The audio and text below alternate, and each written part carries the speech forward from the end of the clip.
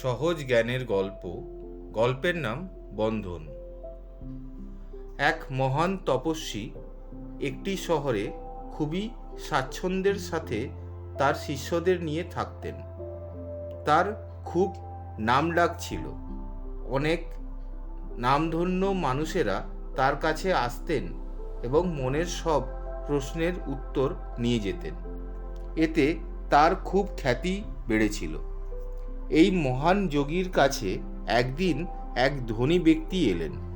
এসে তার সামনে বসে পড়লেন এবং তার নয়নের দিকে একভাবে তাকিয়ে রইলেন। পরক্ষণে সেই মহান মানুষটি সেই ধনী ব্যক্তিকে জিজ্ঞাসা করলেন, আপনি এভাবে আমার দিকে তাকিয়ে আছেন কেন? সঙ্গে সঙ্গে ধনী ব্যক্তিটি বললেন, আপনি নাকি তপস্বী, আপনি নাকি যোগী, এইরকম আলিশান বাড়িতে থাকেন যেখানে সব রকম সুখ স্বাচ্ছন্দ্য সব রয়েছে। এটা কিসের ত্যাগ? আপনি তো মহান ত্যাগী, আপনার তো এগুলো শোভা দেয় না। আপনাকে দেখে ভণ্ড মনে হচ্ছে।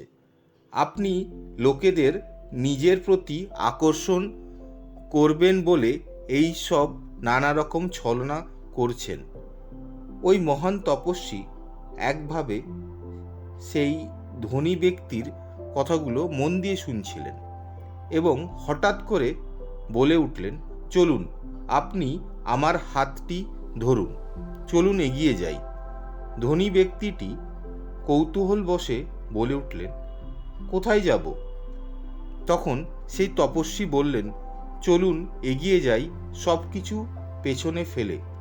কিছুই তো আমার নয়, আমি তো শুধু ভোগ করছিলাম। মনের কোনো কোনায় এগুলোর সঙ্গে জড়িয়েছিলাম না। কোনো কিছুই আমাকে আকর্ষণ করে না। তিনি তার শিষ্যদের ডাকলেন আর বললেন, আজ থেকে তোমরা এসব খুশি মনে ব্যবহার করো আর আনন্দে থেকো। কিছু দূরে গিয়ে এই ধনী ব্যক্তি বলে উঠলেন, দাঁড়ান দাঁড়ান, আমি তো আমার চটিটা ফেলে এসেছি। আমাকে ফিরে যেতে হবে ওই চটিটি নিতে। আমি এভাবে খালি পায়ে আপনার সাথে যেতে পারবো না। তখন ওই মহান তপস্বী বলে উঠলেন, এই হচ্ছে তোমার আর আমার মধ্যে পার্থক্য। আমি সব কিছুর মধ্যে থেকেও কোনো কিছুই আমাকে আকর্ষণ করে না, আর তুমি এক চটির মায়া ছাড়তে পারছো না। এটাই হলো বন্ধন। যোগীকে এই সংসারের কোনো কিছুই লিপ্ত করে না বা মোহিত করে না। সে সব কিছু থেকে নির্লিপ্ত, তাই সে মহানে পরিণত হয়। তার বিচার, তার দৃষ্টি, তার বৃত্তি, তার সংকল্প সদা মহান হয়।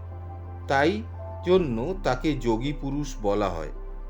আর গৃহস্থরা তাকে মহান বলে আখ্যা দেয়, পুজো করে, তার সান্নিধ্যে থাকতে চায়। সারমর্ম হচ্ছে, আমরা যদি ট্রাস্টি হয়ে সব কিছু ভালো করে ব্যবহার করি এবং সন্তুষ্ট থাকি, তাহলে আমাকে কোনো কিছুই বন্ধনে বাঁধতে পারে না। বন্ধন দুর্বল করে, নির্বন্ধন শক্তিশালী ও সবল করে। ধন্যবাদ।